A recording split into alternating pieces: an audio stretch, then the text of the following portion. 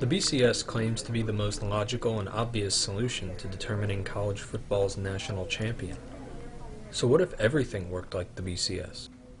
Mrs. Hancock? Hello, Boise. You must be so proud of yourself for coming in 4th place in the spelling bee. Well, actually, that's what I wanted to talk to you about. I don't understand why Josh won. I did better than him.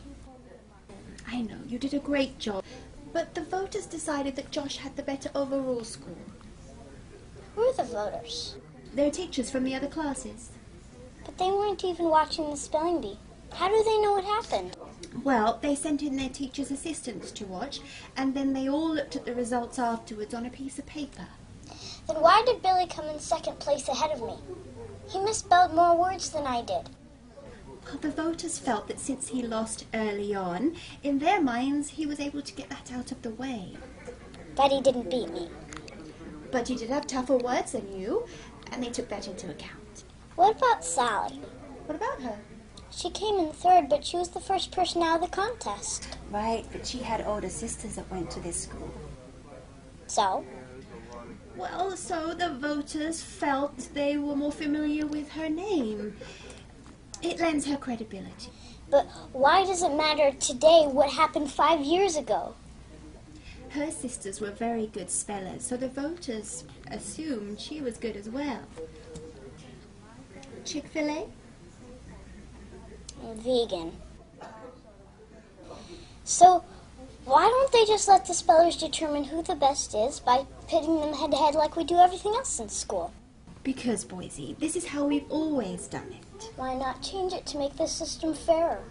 Why would we want to change something that works? Because it's an outdated system from an era of limited participation in travel. Well, you see, there are a lot of neighborhoods in this town that send children to this school.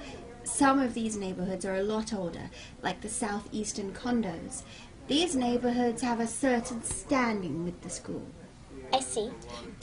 You happen to live in one of the newer neighborhoods. It's really only been around for a few years and has only become well regarded recently. And students from these older neighborhoods are in a better position to win things, like the spelling bee. That doesn't make any sense. But you really should be very proud for a student from your neighborhood to make it all the way to 4th place in the spelling bee. That's quite an amazing accomplishment. Maybe you want to sign up for a Capital One card. No, I don't. And I don't care about being 4th. I didn't start the spelling bee with the goal of coming in 4th. I didn't spell every word correctly so that I could finish 4th. I wanted to be number 1.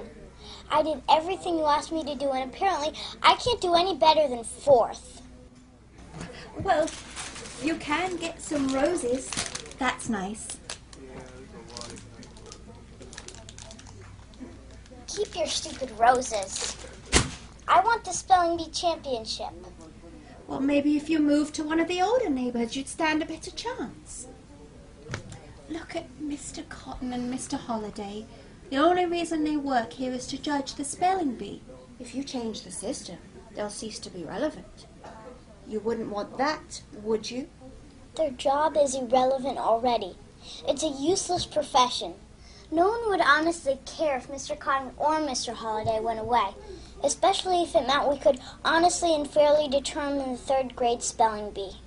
Well, the current system is in place until 2016. So let's table this discussion until then. How does that sound? Awful.